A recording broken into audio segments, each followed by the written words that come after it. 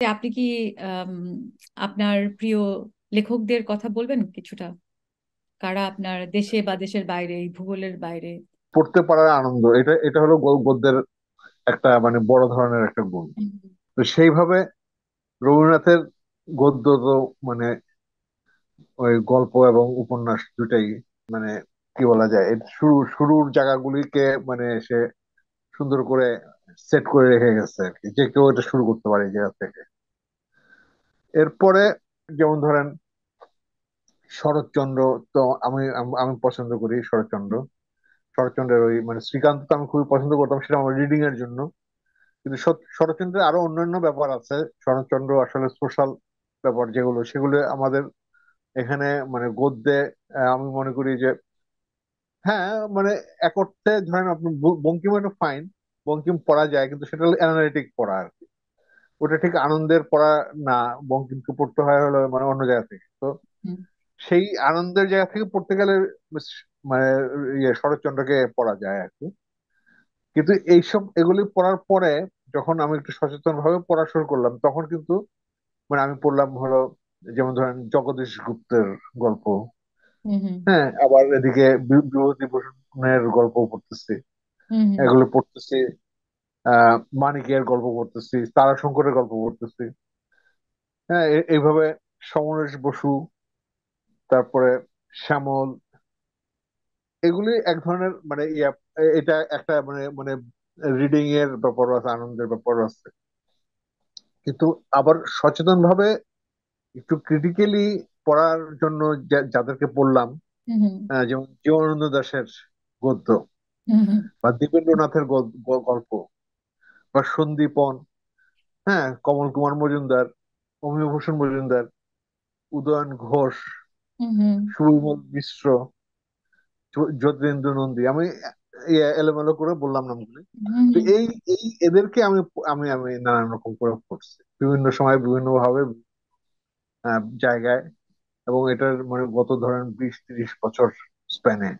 তো সন্দীপন আপনার কি প্রিয় লেখকদের তালিকায় একজন? সন্দীপন ভালো, মানে সন্দীপনের এই যে চার পাঁচজন আছে, সন্দীপন, এই যে এই কমল কুমার, অমিয়ভূষণ, উদয়ন ঘোষ, সুবিমল মিশ্র, আমি এগুলি শুনি। সবগুলো মিলিয়ে একটা ক্রিটিক্যালিটি আছে। আপনার নিজের লেখার জন্য কিন্তু মানে খুব কাজে লাগবে। মানে আপনি আপনি যদি মানে জিনিসগুলো নিয়ে ভাবতে চান, সময় নিয়ে ভাবতে চান, হুম, হুম, এবং সেই সময়গুলিকে কিভাবে লিখবেন এবং সেই সময়গুলিকে কি করবেন, সেগুলি নিয়ে যেটা গল্পেরও বাইরে আরো আরো কিছু, সেগুলি কিন্তু এদের এদের পড়লে কিন্তু সেই জিনিসগুলি পাওয়া যায়।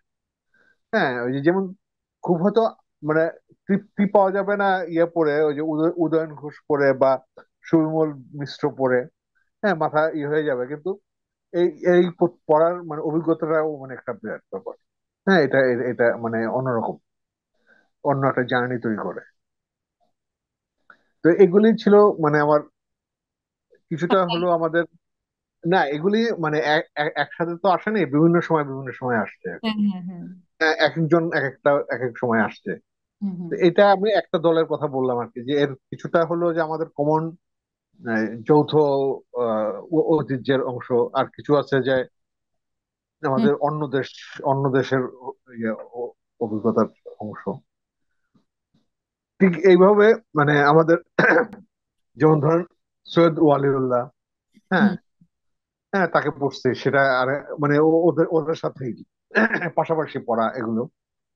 কিন্তু আরো মানে এটা ধরেন আমাদের ভূগোলকে পড়ার জন্য যাদেরকে লাগছে, তাদের মধ্যে সৈয়দ হক অবশ্যই, হ্যাঁ, ইলিয়াস, হাসান আজিজুল হক, মাহমুদুল হক, কায়েস আহমেদ, আব্দুল মান্নান সৈয়দ, হুমায়ুন আহমদ। তো এটা আছে, এর সাথে আরেকজনের কথা মানে বিশেষভাবে বলতে হবে, সে হলো যেমন আল মাহমুদ। হুম, হুম, তাকে তার কবিতা দিয়ে শুরু করছিলাম, কিন্তু আল মাহমুদ যে এত মানে গভীর মানে গদ্যের মানে এত কাজ করে গেছে যে এটা মানে ভাবলে মানে অস্বাভাবিক লাগে, মানে মনে হয় যে তার গল্পটাও এটা মানে গদ্যের জায়গাটা আরেকজন আল মাহমুদের পাশাপাশি দাঁড় করানো যায় আর কি। তো আল মাহমুদকে নিতে হবে। আর এই এর সাথে যোগ করা যায় আমাদের একটু সিনিয়র শহীদুল জহির, যে ওকেও মানে পড়া যায় আর কি। পড়ে মানে এই এই যাদের নাম বলছি, এই নামগুলির সাথে সম্পর্কটা হলো যে আপনার লেনদেনের সম্পর্ক। মানে আপনি পড়লে ওর কাছ থেকে কিছু পাবেনও, হুম হুম। আবার ওই শুধু মানে রিডিং এর পাওয়াটাও হবে, আবার সাথে সাথে আপনার নিজে যদি লেখক হন, তাহলে লেখকের যে প্রাপ্তি সেটাও এদের কাছ থেকে হয়। মানে খালি হাতে ফিরে ফিরে আসতে হবে না আর কি। হুম হুম। তো আর ওয়ার্ল্ড লিটারেচারের এটাও মানে সেই প্রথম থেকে শুরু হয়েছে। হ্যাঁ, কাজী হুমায়ুন আজাদ কি আপনার আহ, না আমরা তো মানে হ্যাঁ, হুমায়ুন আজাদের অন্য লেখাগুলি ভালো, কিন্তু আমি ঠিক মানে হুমায়ুন আজাদের ফিকশনের খুব একটা ভক্ত না আর কি। হুম হুম হ্যাঁ, কারণ হুমায়ুন আজাদের ফিকশনের ভিতরে মানে আমি যে জিনিসটা খুঁজি অর্গানিক ব্যাপারটা, এটা হুমায়ুন আজাদের ফিকশনের ভিতর নাই। অর্গানিক না, মানে আপনা আপনি হয়ে ওঠা, হ্যাঁ এটা নাই ওর ভিতরে আছে। মানে ফ্রেম করা মানে মানে অ্যারেঞ্জ করা ওর হুম। গল্পের খুঁজে আর কি। মানে যে যেন মনে হচ্ছে যেন যে ও যে মানে চিন্তামূলক যে লেখাগুলি লিখতো সেটাকেই যেন জাস্টিফাই করার জন্য গল্পগুলি লিখছে আর কি, বা উপন্যাস লিখছে, এরকম মনে আচ্ছা। হচ্ছে, আমার মনে হচ্ছে আর কি। হুম হুম। আর ওই ওয়ার্ল্ড মানে গ্রেট ওয়ার্ল্ড লিটারেচারের যে মাস্টারদের সাথে যাদের পড়া, এগুলি তো ধরেন আমি কিছু নাম বলতে পারি, এই নামগুলি মনে হবে ক্লিশে যে এটা সবাই বলে বা এরকম, কিন্তু আসলে সত্যি সত্যি আমি এদেরকে পড়ছি।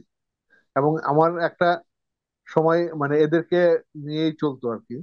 আমি তখন ভাবতাম না যে এদের আসলে এরা কি বিদেশি না বিদেশি। হুম হুম হুম। বাংলায় পড়তাম, এদের বাংলায় এদের পড়তাম তো। এদের খুব বেশি অনেককে দিয়ে খুব বেশি মুগ্ধ হয়েছি। যেমন ধরেন দস্তভস্কি, দস্তভস্কি তো কখনো মানে এর কোনো ভাষার ব্যাপার নাই। হ্যাঁ, এটা এটা একটা মানে কি বলা যায়, এটা আপনার সকল ভাষার মানে লেখক। সাহিত্য। হ্যাঁ, সাহিত্য করতে গেলে যেন এই এই এই ভিতর দিয়ে যেতে হবে, এই দরজা হ্যাঁ। দিয়ে যেতে হবে। হ্যাঁ, তো এরকম টলস্টয় এরকম, গোগোল এরকম, হ্যাঁ চেখভ, পুশকিন, মানে তুর্গেনেভ, মানে রাশিয়ান যে সোভিয়েত যে ব্যাপারটা, এটা তো আসলে সোভিয়েত গদ্যের যে মানে আমরা তো আসলে আমাদের শৈশবটা তৈরি হয়েছে ওই সোভিয়েত হ্যাঁ, গদ্যের সোভিয়েত সময় এগুলো এখানে আসছে, কিন্তু দস্তয়েভস্কি, চেখভ, টলস্টয় এনারা তো সোভিয়েত হওয়ার আগেই। আগে। হ্যাঁ, হ্যাঁ, কিন্তু আগেই। সোভিয়েত সময় আমরা আসলে মানে তখনই হুম, অনুবাদ, সাহিত্য, মানে রাশিয়ান ভাষা থেকে অন্যান্য ভাষা অনুবাদ শুরু হয়, হুম, হুম। ডিস্ট্রিবিউশনটা বোধহয় সোভিয়েত সময়ে খুব চালু হয়। এবং সোভিয়েতের হাত ধরে আসছে সারা পৃথিবীতে, নালে হয়তো ওরা মানে শুধু মানে রাশিয়ান ভাষার বা শুধু রাশিয়ান না তো, ওটা বিভিন্ন ভাষা থেকে আসছে। হুম। হ্যাঁ, ওরা তো ঠিক রাশিয়ান না সবাই। হ্যাঁ তো হ্যাঁ। সেটা তখন অন্যরকম থাকতো, অনেকগুলি দেশ থেকে আসতো, কেউ ইউক্রেন থেকে, কেউ এ থেকে, কেউ এ থেকে। হুম হুম মার্ক টোয়েনকে আমার ভালো লাগতো, এটা হুম ছোটবেলাকার ইয়ে থেকে। আবার এদিকে ধরেন কাফকা এদের, বা ওই যে মার্কেজ। হুম হ্যাঁ, আবার এদিকে ধরেন আপনার মান্টো, হুম হ্যাঁ রুশদি, হুম হুম হ্যাঁ অরুন্ধতী, অরুন্ধতী পরে এগুলি।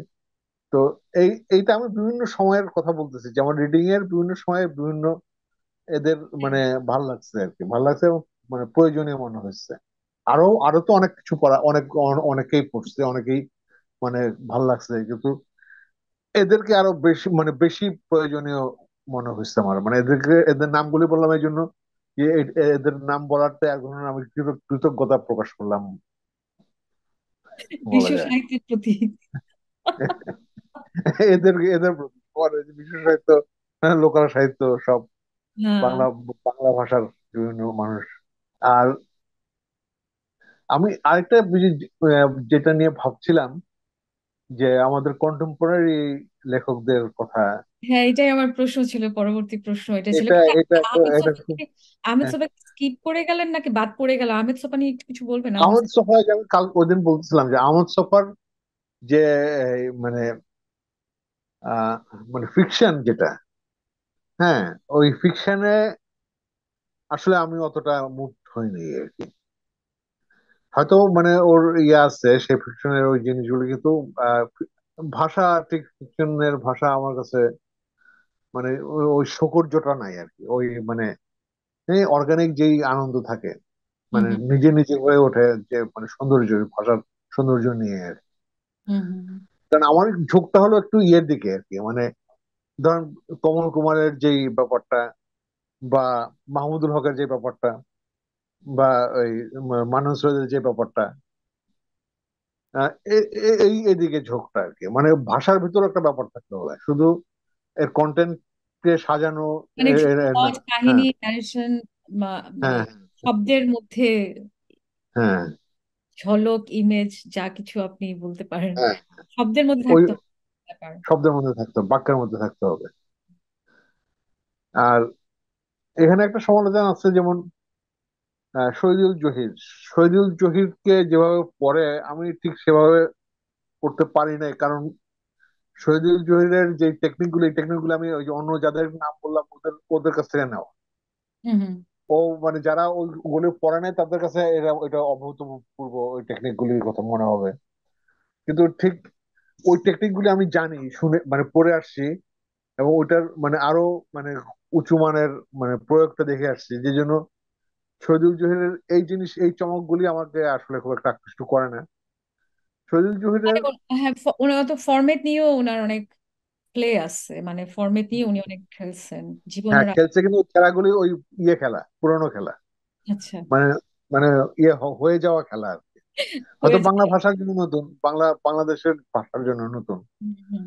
কিন্তু বাংলাদেশের বাইরে গেলে, পশ্চিমবঙ্গে গেলেই এই ভাষার খেলা আরো অন্য ভাবে আছে। তো সেভাবে এটাকে মানে অতিরিক্ত দেওয়া যাবে না আর কি। শহীদুল জোহরকে যেভাবে ইয়ে করে সেটা মানে অত অতিরিক্ত করার ব্যবহার নাই। যেমন ধরেন অরুন্ধতী বা সালমান রুশদি, ওদের যেই ডেপথটা, মানে বাক্যের ডেপথ, হ্যাঁ, হুম। এবং কনস্ট্রাকশনের ডেপথ, ওটার সাথে তুলনা করলে শহীদুল জোহরকে আসলে তখন মানে থেমে যেতে হয় আর কি। যে হ্যাঁ একই তো ইয়ে, হ্যাঁ ওদের সাথে ওদেরকে পাশাপাশি দাঁড় করানো মানে ঠিক যাচ্ছে না। মনে হয় যে ঢাকায়া সংস্করণ, শহীদুল জয়টাকে মনে হচ্ছে ঢাকায়া সংস্করণ। হ্যাঁ, অরুন্ধতী তো ইন্ডিয়ান সংস্করণ। অরুন্ধতর ভিতরে কিছুটা গ্লোবাল ইয়ে না, আছে, সেটা তো সংস্করণ বটেই, আছে, কারণ হ্যাঁ। উনি ইংরেজিতে লিখছেন। মানে এমন তো না যে ইংরেজি উনার হচ্ছে যে মাদার টাং, উনার উনি তো হচ্ছে সাউথের। হ্যাঁ।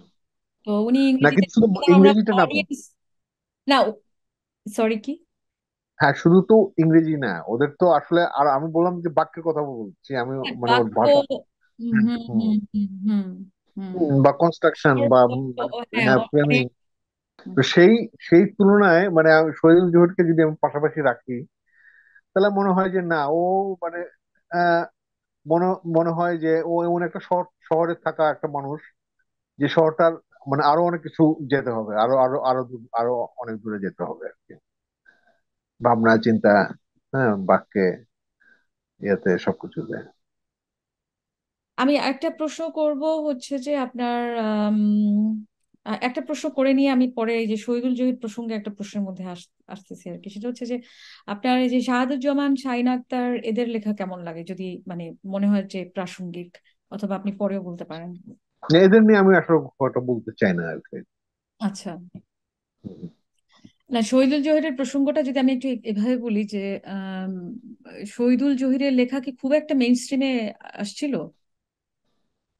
ও ধরেন মরার পরে, না, মারা যাওয়ার মারা পরে। যাওয়ার জীবিত অবস্থায় আমি তো তার একটা ইন্টারভিউ পড়ছি, সেটা হচ্ছে আপনার ওই যে কামু হ্যাঁ কামরুজ্জামান মারা কামরুজ্জামান, গেছে হ্যাঁ। চিটং একটা লিটল হুম, ম্যাক যে। হুম, তো হুম, ওনার নেয়া একটা ইন্টারভিউ আমি শুধু পড়ছি, আমার ধারণা ওনার খুব একটা ইন্টারভিউ নাই শহীদুল জহিরের। এবং তারপর আমি অবশ্য এটাও ধরেন শহীদুল জহির মারা যাওয়ার পর তাকে নিয়ে অনেক লেখালেখি হচ্ছিল, তো আমি আসলে একটু ও, আগের সময়কার পত্রিকাগুলোতে গিয়ে দেখলাম যে খুব বেশি শহীদুল জহির ছাপা হয় না। ধরেন পত্রিকা মেইন স্ট্রিম বলতে যে আপনার ডেইলি নিউজ পেপারের সাহিত্য সাময়িকের কথা বলেন, এবং ধরেন তার মধ্যে হচ্ছে যে ঝান্ডাবাহী, প্রথম আলোর কথা যদি বলেন আর কি। কিন্তু না আমি, কিন্তু মানে কারণ আমি এটা আপনি মেনশন করছি এই কারণে যে হুম, সেটা হচ্ছে যে মানে মানে শহীদুল জহির মারা যাওয়ার পর হচ্ছে যে তার লেখা আমি মানে যারা আগে পড়ছেন তারা হয়তো তখন বলা শুরু করছেন, অথবা আমি খেয়াল করলাম যে অনেকেই হচ্ছে যে পড়তে খুব ভালোবাসে আর কি। এবং আমি একজনকে চিনি, সে শহীদুল জহির পড়ে হচ্ছে যে সে যে ফটোগ্রাফির একটা ফটো স্টোরি, ফটোগ্রাফি প্ল্যান করতেছে, একটা প্রজেক্ট ভাবতেছে আর কি। সো শহীদুল জহিরের গল্পে অনেক ইমেজও আছে। কিন্তু আমি বলতেছি হুম, কি যে ধরেন আপনার এই যে মেইন স্ট্রিম হুম, ডেইলি দৈনিক সংবাদপত্রে যে সাময়িকী এবং তাদের যে এক ধরনের পাওয়ার প্র্যাকটিস চলে, তার বাইরে একজন থেকে পরবর্তীতে মানে মানে পাঠকের কাছে পৌঁছেছেন তিনি, মানে আটকে থাকেন। না, ওই যে আপনি যে বললেন না, ওই যে আপনি যখন যখন চলে যান আর শহীদুল জহির যখন মারা যায়, এই ঘটনাগুলি এর পরে কিন্তু ঘটলো। মানে শহীদুল জহিরের এই যে মানে পরিচিতি বা মানে রিডিং, না কিন্তু এটা কিন্তু শহীদুল এর তো পরে। অনেক আগে হ্যাঁ, থেকে পড়তেছে, সবাই পড়তেছে, ধরেন আমিও তো অনেক আগে পড়ছি জীবন ও রাজনীতি। পড়ছেন, কিন্তু তখন এটা এই জোয়ারটা ছিল না, যে জোয়ারটা তো জোয়ারটা ছিল পরে না, কারণ ওটা হয়েছে। রিফ্লেকশন, আপনার যদি মিডিয়াকে তো বলা হয় যে আপনার যে সোসাইটির রিফ্লেকশন, তাই না? মিডিয়াতে কোনো ধরনের ছিল না, মানে মিডিয়া যে সমস্ত নলেজ প্রডিউসার গেটকিপাররা বসে আছেন, তারা তো হচ্ছে গিয়ে শহীদুল জহিরকে নিয়ে তার তার জীবদ্দশায়, আমি জীবদ্দশা হয়নি। উল্লেখ করলাম আর কি, হ্যাঁ সেটাই বললাম আর না, কি। জীবদ্দশা হয়নি, কারণ এটা একটা ব্যাপার আছে, সেটা হলো এটার সাথে আমার মনে হয় যে আরেকটা জিনিসের সংযোগ আছে, সেটা আমি বলি। এই শহীদুল জহিরের আরেকটা পরিচয় ছিল, সে হলো আমলা। হ্যাঁ, তো এখানে আমলাদের কিন্তু মানে ইয়ে ভালো না, মানে মানে রেপুটেশন ভালো না, মানে আমলা লেখকদের। এরা বেশিরভাগই এদেরকে বলা, মানে সবাই বলে যে ওরা হলো মানে গায়ের জোরে লেখা লেখালেখি করতে আসছে। তো তখন এই সজল জহির মারা যাওয়ার পরে ওর এক বন্ধু জিনিসটাকে নিয়ে শুরু করে, কিন্তু এটাকে মানে ইয়েতে মেইন স্ট্রিমে নিয়ে আসে হলো আরেকজন বড় আমলা, যে তার নিজের স্বার্থেই, সে নিজে আমলা, এই আমলা গোষ্ঠীকে বাঁচানোর জন্যই সজল জহিরকে সামনে নিয়ে আসে। আমার মনে হচ্ছে এটা যখন দেখলো যে এটার মধ্যে একটা মজা আছে, মানুষ তো আসলে একটা মজা যদি থাকে এবং সেটার পিছনে যদি জোর থাকে, তখন এটার মানে চারিদিকে ছড়ানোর ইয়েটা তৈরি হয় আর কি, উৎসাহটা তৈরি হয়। তো সেই উৎসাহটা তৈরি হলো, ওই ইয়েটা মোমেন্টাম তৈরি হলো ওই হ্যাঁ, কামাল আবার একটা চৌধুরীর ওনার পার্সোনা তৈরি করার মতো হচ্ছে যে ইয়ে ছিল আর কি, এলিমেন্ট ছিল, যেমন ধরেন আপনার উনি তো অনেক কম হচ্ছে পাবলিক ফেসে বা পাবলিক প্রোগ্রামে বা মিডিয়া ইন্টারভিউ বা এরকম কিছুর মধ্যে গেছে। তারপর হচ্ছে ধরেন আপনারা যে বিবাহ করেন না, যেগুলো বাংলাদেশে পার্সোনা তৈরি করতে। এইটা যে কোনো লোককে আপনি করতে চাইলে করতে পারবেন, মানে এক হ্যাঁ হ্যাঁ একজনকে এক হ্যাঁ, এক মানে ভাবে। কিন্তু আমি বুঝতে কি, মানে বাংলাদেশের মার্কেট এবং হচ্ছে যে এলিমেন্ট, এগুলি হচ্ছে যে হ্যাঁ, ম্যাচ করে আর কি এটার সাথে। যে কোনো আপনি আপনি চাইলে আমাকেও করতে যে কোনো পারবেন। বক্সে বানানো যায়। যে কোনো করা যায়, এটার জন্য কোনো কিছু লাগে না। আর স্বাভাবিকভাবে যেহেতু ও ক্রিয়েটিভ ছিল, ফলে ওর তো অনেক কিছু থাকবে যেটাকে করা যায়। হ্যাঁ হ্যাঁ যেমন হ্যাঁ। ধরেন, হ্যাঁ, ওই যে জিয়ার ওই যে আপনার কামরুজ্জামানের ইয়ে, ওই সাক্ষাৎকারটার মধ্যে ওর ওর প্রিয় লেখকদের ভিতরে আমার নামও আছে। হুম হুম। তো হ্যাঁ, তো এটা তো আসলে মানে মানুষ কিন্তু পরে যখন ই করে, তখন শহীদুল জহুরকেই মনে করে, মানে ই করে ভাবটা এরকম যে ও হলো সবচেয়ে ইয়ে আর কি বাংলা ভাষায়। যাই হোক, এটা একটা মানে ঢেউয়ের মধ্যে পড়ে গেছে। ঢেউ সবার তো মানে ইয়ে থাকে না। এর মধ্যে পড়ে গেছে, আচ্ছা। হ্যাঁ, ঢেউয়ের মধ্যে পড়ে গেছে, কারণ ওর যে কোনো লেখাই এখন এটা এটা একটা মানে ইয়াংদের মানে একটা ফ্যান্সি স্টাইলের মধ্যে মানে শহীদুল জহিরকে বলা, এটাও একটা অংশ আর কি। হ্যাঁ, মানে ও মানে শহীদুল জহিরের ভক্ত, এটা বলা মানে একটা মানে এটা একটা ইয়ে পালক যোগ হয় আর কি পরিচয়ের মধ্যে। তো সেটা ভালো, সেটা ইয়ে আছে। হুম হুম। আর সমকালীন লেখকদের প্রসঙ্গের মধ্যে ছিলেন, আমি আসলে হ্যাঁ, আমি বলছিলাম তো, আমি কয়েকটা নাম আমি করলাম, এটা এরা আমার ছোট, আহ, এই জন্য নামগুলি সহজে বলা যায়, কিন্তু আমার ঠিক সমবয়সীদের আমি আসলে নাম ওইভাবে পেলাম না। তো যাদের আমি আমার ছোটদের নাম বলতে চাই, সেটা ধরেন এবাদুর, সুমন, মশিউল, রাশিদা, মাহবুব, তারপরে লুনা। হ্যাঁ, বর্ণালীর লেখাও আমার কাছে ভালো লাগলো, কারণ আমি মানে পুরো বই কোনো পড়ি নাই, কিন্তু ওর কিছু অংশ, কিছু ওর গদ্য পড়ছি। তো ওই যে নাদিয়ার গদ্য ভালো লাগছে আমার কাছে। হুম হুম। কিন্তু এরা পুরো বই, কয়েকটা বই মানে কিছু দূর গেলে কতদূর কি করতে পারবে সেটা আমি দেখতে চাই আর কি। হ্যাঁ, এর মধ্যে মানে এদের মানে যাদের নাম বললাম, এদের একটা জগৎ তৈরি হয়েছে। হ্যাঁ, ক্রমবর্ধমান একটা জগৎ, যে জগতে এখন কে কতটুকু মানে এটার পিছনে সময় দিতে পারবে। হ্যাঁ, যেমন সুমন, সুমন তো আসলে কি করতেছে জানি না, ওর আরো লেখা উচিত ছিল আর কি। আবার এবাদুর সারাক্ষণই কিছু না কিছু ভাবতেছে, সারাক্ষণই কিছু না কিছু লিখতেছে, একটা ইয়ের মধ্যে আছে। এখন ও আবার অনেক পলিটিক্যাল।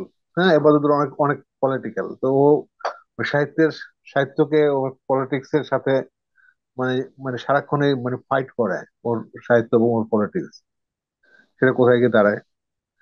হ্যাঁ, মশিউল এখানে একটা ও মানে ভালো মানে ওর খাটাখাটনি করে আর কি, সাহিত্য নিয়ে খাটাখাটনি করে। এবার আরেকজনের কিন্তু আমার মানে খুব আগ্রহ ছিল, যেটা আমাদের বান্না। হ্যাঁ। হ্যাঁ, ওর ওই মানে স্ক্রিপ্টটা তো আমি আমার হাতে ছিল, যেটা বই হওয়ার কথা ছিল, হুম হুম কিন্তু কেন কেন যেন ও শেষ পর্যন্ত বইটা করলো না। কিন্তু বইটা কিছু লেখা ছিল যে আসলেই মানে এটা হওয়া উচিত ছিল, ওটা ওই বইটা যদি তখন হয়ে যেত, তো নিশ্চয়ই মানে ও এতদিনে আরো অন্যরকম করে লিখতো। কিন্তু হারায় যাওয়ার ভিতরে তো লেখক হওয়া না, মানে হারায় না গেলেই তো মানে জিনিসটা আগায়। কিন্তু কেউ কেউ তো হারায় যায় আসলে। এই হারা যায়, হারা যায়। মানে এটা তো মানে আসছে মানে সে আসার আগে হারায় গেল। আর অনেকে তো মানে এক পা দিয়ে মানে শরীরটা ভিতরে ঢুকায় তারপর হারা যায়। হ্যাঁ, চেহারা দেখায় হারা যায়, পরিচয় হয়ে বই টই করে তারপর হারা যায়। মানে কোনো একদিন ও একটা বড় সাহস কিছু লেখা নিয়ে ও একটা বই নিয়ে কি হবে আর কি, প্রকাশ্য হবে, এটাই আশা করি। হুম। ব্রাদার্স কার্মাজভ। সেই। এর সাথে আমি কিছু গল্প মানে স্টোরি, শর্ট স্টোরি, এটা আমি গত এই এক সপ্তাহে আপনার সাথে গত গত সেশনে কথা বলার পরে জিনিসটা আমার মাথায় আরো মানে করছে, যেটা নিয়ে আমি কিছুদিন থেকেই ইনফরমেশন নিচ্ছিলাম, মানে এটার কাঁচা মালগুলি জোগাড় করছিলাম। হুম আমি হুম এরকম তিনটা গল্প লিখবো, যেটা হলো এটার সাথে আমাদের খুব সমকালটা আছে আর কি, হুম মানে ওই সমকালীন ব্যাপারগুলি আছে। এই গল্পগুলির সাইজ খুব ছোট হবে না, মানে বড় হবে না। হ্যাঁ, ছোট, ধরেন 2000-2500 শব্দের মধ্যে। কিন্তু এগুলো আমি লিখতে চাই, এগুলি লিখতে চাই কারণ এটার সাথে এই আমাদের এই উন্নয়ন এবং এটার নানান রকমের ব্যাপার, এগুলির সাথে এটা জড়িত আছে আর কি। এটার মধ্যে একটা গল্পে থাকবে একটা ট্রান্সজেন্ডার একটা ক্যারেক্টার, একটা গল্পের মধ্যে থাকবে একটা হোমোসেক্সুয়াল একটা লোক, আর আরেকটার মধ্যে থাকবে একটা হুম পেডো একটা পেডোফাইল একটা লোক। তিনটা গল্পই আবার অ্যাসোসিয়েটেড টু ইয়ে আর কি। মানে এখন ঢাকা শহরের যেই মানে খুবই মানে ডিস্টার্বিং একটা জিনিস আছে, যেটা মানে একটা ডেভেলপমেন্টের একটা ব্যাপার, সেটা হলো যে আপনার ওই ফ্লাইওভার। হুম হুম। তিনটা গল্পের সাথে ফ্লাইওভারের সম্পর্ক আছে আর কি। আচ্ছা। আমি খুব ডেলিবারেটলি এই তিনটা গল্প আমি মানে চুজ করলাম, যে পুরো শহরকে আমরা আমাদের তছনছ করে ফেলছে। হ্যাঁ, এবং আমাদের যে পাবলিক স্পেস ছিল সেই টোটাল পাবলিক স্পেসের ব্যবহারগুলিকে ধ্বংস করে ফেলছে আর কি ঢাকা হুম। শহরের। আপনি কি এখন কোনো রেকর্ড করেন কি, মানে রেকর্ডার ইউজ করেন কি, ধরেন কোনো কনভারসেশন বা হচ্ছে যে আপনার থটস বলে রেকর্ড করে রাখা প্রচুর, একটা প্রচুর, প্রচুর, প্রচুর রাস্তাঘাটে যেতে যেতে আমি অনেক সময় আমার ফোনের মাইক্রোফোনটা ইয়েটাকে মানে মাইক্রোফোন আমি অন করে রাখি, রেকর্ডার অন করে রাখি, কারোর সাথে কথা বলার সময় রেকর্ডার করি। আর হলো যে আমি নোট রাখি প্রচুর, ইনস্ট্যান্ট নোট নেই। হ্যাঁ, এটা একদম ইয়েতে মানে ফোনে যেটা সুবিধা আর কি। হুম হুম এটা যে কোনো মুহূর্তে যে কোনো সময় রাত 3টার সময়, হ্যাঁ মানে গভীর রাতে এগুলি করা যায়। যেটা আমি মূলত আমার লেখার মূল অংশটাই হলো ইয়েতে, ওই মানে ওই সলিটারি অড অবস্থায় লেখা জিনিসগুলো, ওগুলো দিয়ে আমি লিখি আসলে। তো এখন দুইটা মেইন সোর্স, একটা হলো যে আমার নোট, হুম হুম আর একটা হলো যে আমার ওই রেকর্ডিং। হুম হুম। হ্যাঁ, প্রচুর প্রচুর রেকর্ড আমি করতেছি। তো এটা হলো আমার এখন এখন একটা রেকর্ডিং এই ফ্যাসিলিটি বা এই অপশন তো আসলে খুব রিসেন্ট, খুব মানে অ্যাভেলেবল। আগে যেমন টেপ রেকর্ডার নিয়ে ঘুরতো যারা সার্ভে করতে যায় বা এনজিওর কাজ করতে, বা সাংবাদিকরা আগে আগে ঘুরতো, কিন্তু এখন তো হচ্ছে কি just আপনার একটা ডিভাইসেই হচ্ছে মাল্টিপল ইউজার্স, অনেক কিছু করা যায়। হ্যাঁ, ফটোগ্রাফও কাজ করে মানে ব্যবহার করি, মানে ফটোগ্রাফ থেকেও আমি অনেকগুলি অনেক মানে করি, হুম বর্ণনাগুলি লিখি বর্ণনাগুলি লিখতে চাই। হুম হুম। হ্যাঁ, ফটোগ্রাফটাকে ব্যবহার করি।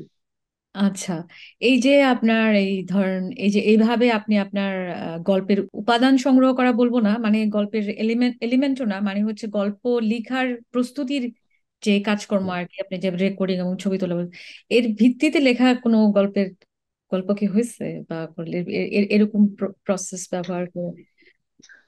হ্যাঁ, আচ্ছা। আমার এই অনেকগুলি এবং ওই যে সে যেটা, হ্যাঁ, হ্যাঁ। বিশেষ করে শের কথা বলি, শের ভিতরে প্রচুর মানে সরাসরি এটা ইয়ে আছে, বিভিন্ন রকমের জায়গা থেকে কালেক্ট করা ব্যাপারগুলো আছে আর কি। মানে ধরেন ফেসবুকের ইয়ে করা ইনবক্সিং থেকেও শুরু করে, হ্যাঁ, হুম, নানান রকমের ইয়ে থেকে, বা হুম, কোনো কোনো জিনিস আমি নিজে মুখে বলে সেটাকে টাইপ করে, ইয়ে টাইপ করে, মানে স্পিচ টাইপ করে, এগুলি ইদানিং যেটা করতেছি আমি, সেটা হলো যে আমার যে পুরনো ওই ডায়েরি গুলি আছে, হুম, ওই ডায়েরি গুলিতে আমি প্রথমে চেষ্টা করছিলাম যে এটাকে টাইপ করে, পরে দেখলাম যে এটা খুবই স্লো প্রসেস। তো এখন যেটা আমি নতুন ভাবে ওই যে ইয়ে করলাম, ওই দিন আপনাকে বলছিলাম যে ওই আপনার স্পিচ টু টেক্সট, হুম, হুম, হ্যাঁ, মুখে বললেও টাইপ হয়ে যাচ্ছে। তো এটা আমি একটা একটা ডায়েরি আমি শেষ করলাম। এটা হলো আমার 1976, মানে তখন আমি টেনে, ক্লাস ক্লাস 9-10-এ পড়ি, ওই সময়কার একটা নোট হুম, বই। হুম। ওটার অর্ধেকটাই আমি করলাম আর কি। মানে ও, অর্ধেকটা করতে গিয়ে আমি, হ্যাঁ, টাইপ টাইপ করলাম আর কি, আপনি মানে টাইপ স্পিচ টু করেন, স্পিচ টু টাইপ মানে টাইপ হচ্ছে টেক্সট। অটোমেটিক্যালি? হ্যাঁ। টাইপ হচ্ছে। আর পরে বুঝছে। ওইটাকে পাংচুয়েশন গুলি ঠিকঠাক হুম, করতে হয়, সেন্টেন্স ঠিক করতে হয়, কিছু এডিটিং এর কাজ আছে।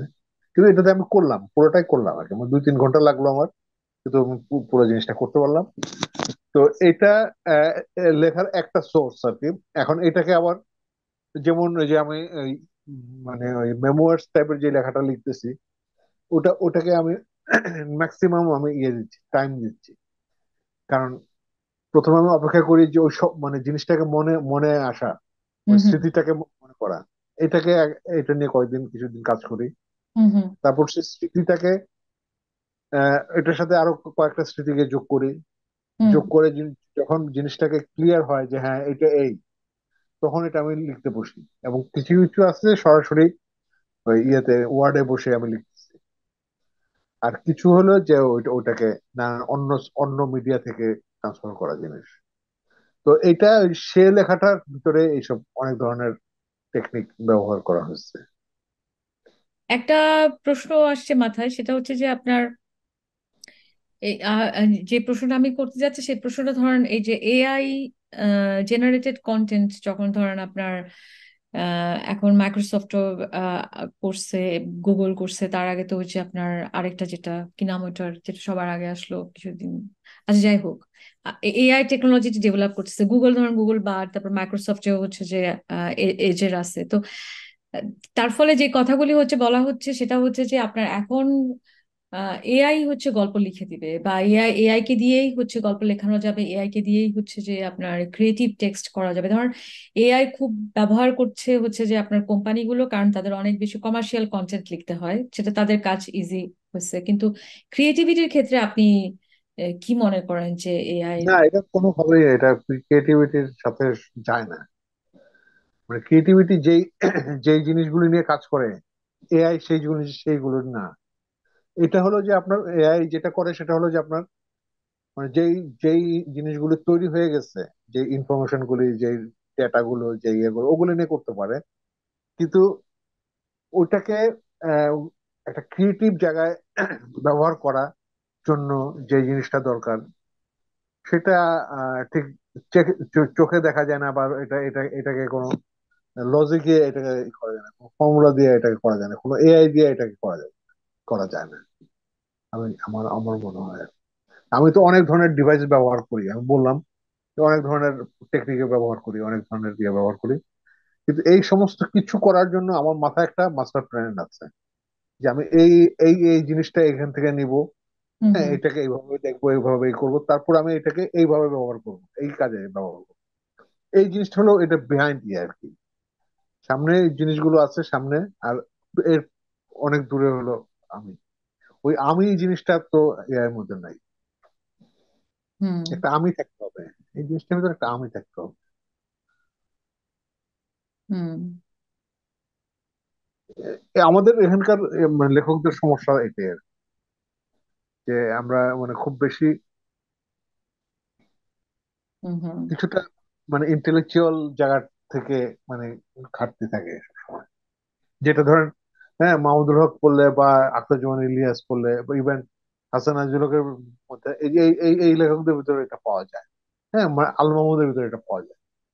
সেই জিনিসটা এই যে মানে নুন নুনের এই নুনের ঘাটতি আছে, মশলার ঘাটতি আছে। ইলিয়াসের হচ্ছে কি আপনার কোনটা, খোয়াবনামা। খোয়াবনামাতে এরকম একটা বর্ণনা আছে, সেটা হচ্ছে যে আপনার ওই যে ধান কেটে ফেললে যে উপরের অংশটা থাকে না, ধান কেটে ফেললে যে অংশটা পড়ে থাকে, ওই যে মানে গাছের গাছের গোড়ার যে অংশটা, সেটা তো সূর্যের আলোতে উঠে যে একটা হলুদ হলুদ একটা ব্যাপার থাকে, তাই না? ধরুন পুরা মাঠ এরকম। তো ওইটা একটা বর্ণনা ছিল, সেই বর্ণনা খুবই খুবই সুন্দর একটা বর্ণনা ছিল। সেই বর্ণনাটা পরে আমার কাছে মনে হয়েছে কি, যেটা হলুদ হলুদ চুলের, হুম, হলুদ চুল মনে হয়েছে আমার। মানে আপনি এই যে বলতেছিলেন না যে উম, একজনের লেখা পড়তে পড়তে কমিউনিকেট করতে করতে নিজের মধ্যেও আবার ওটা যেটা একটা রিফ্লেকশন তৈরি হয়, আবার আলাদা আলাদা ইমেজও তৈরি হয়, তাই না? হুম, ইলিয়াস বলতেছিলেন তাই মুহূর্তে এটা মনে আসলো। হুম। সেটাই, মানে একটা জায়গায় ঢুকলে আরেকটা জায়গায় চলে যাওয়া যায়। হ্যাঁ, হ্যাঁ, হ্যাঁ। অনেকগুলো লেয়ার থাকে। এই হ্যাঁ। মাল্টি লেয়ার একটা ব্যাপার, হ্যাঁ। হুম।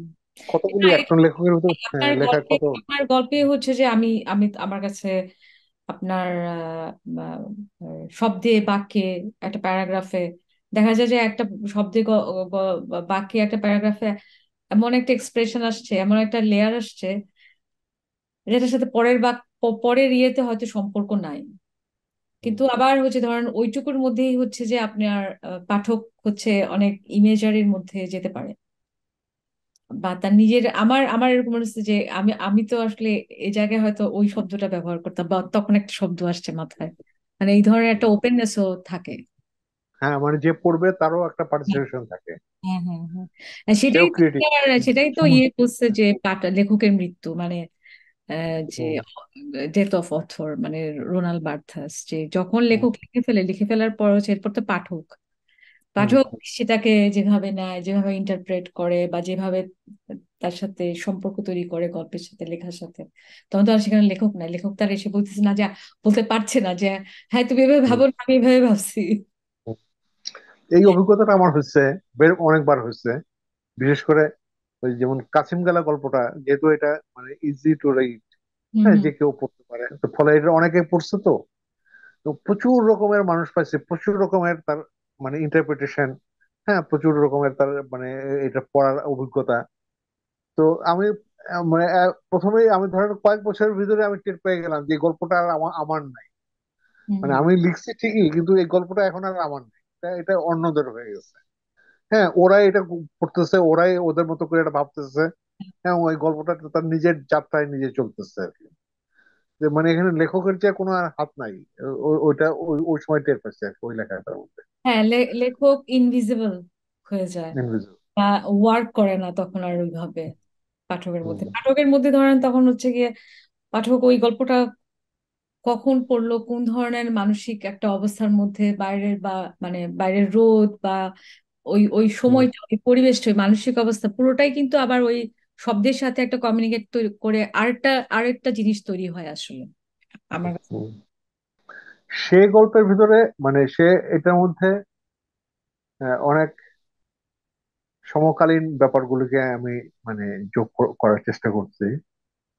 অনেক অনেক মানে এটা কিছুটা ওই অভিজ্ঞতার ভিতর দিয়ে যে গেছে, সেই ওই রিডারটা কিন্তু ওই ওই জায়গাটা বুঝতে পারবে, মানে ই করতে হ্যাঁ, পারবে, হ্যাঁ, রিয়েলাইজ করতে পারবে। হ্যাঁ, আর যে এই জগতের না, এটা এটা একটা সমস্যা হলো যে এটা খুবই মানে ক্লাসিফাইড একটা মানে জায়গা। রিডার রিডার চায় আর কি, মানে ঠিক সব মানে ট্রেন রিডার না হলে, সে সেই রিডার যদি মানে করা হয়, মানে আগে পড়ে অভ্যস্ত না হয় এরকম লেখা, তাহলে তার জন্য একটু সমস্যা আর কি।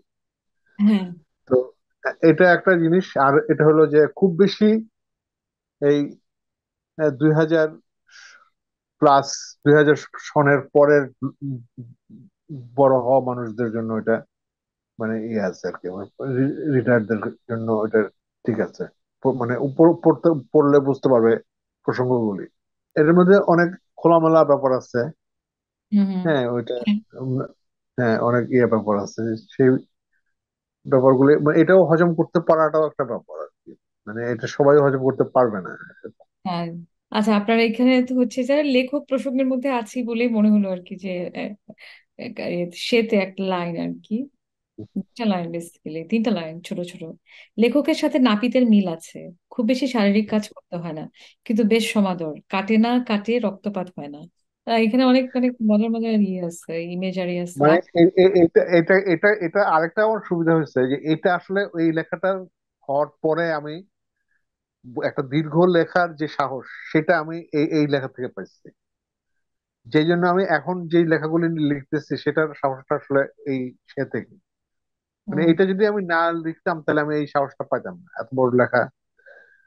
এই যে মানে তিনটা লাইন বললেন একটা লেখার ভিতরে, এটা কিন্তু একটা গল্পের ভিতরে লেখা যেত না। হুম মানে হুম এটা মানে হ্যাঁ, খুবই একটা স্বাধীন একটা চিন্তা, একটা মানে এটা এক ধরনের ফিলার ফিলার টাইপের, যে আপনার ফাঁকা জায়গাটাকে ভরতেছে।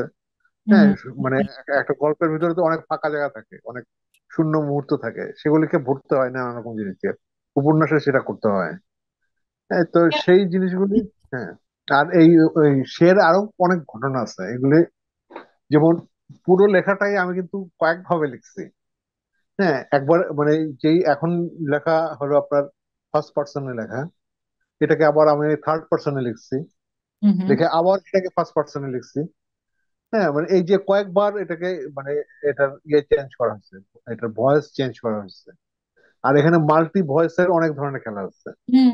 মানে এটা ঠিক না বললে ঠিক বোঝা যাবে না যে এটা আসলে বোঝা যায় না হঠাৎ করে একজন কথা বলছে, কে কথা বলছে। হঠাৎ, হ্যাঁ হ্যাঁ, বোঝা যাবে না। কিন্তু পরে একবার দুইবার পড়লে তারপর বোঝা যাবে যে এটা আসলে কার কথা, বা মানে কেন এভাবে বলছে।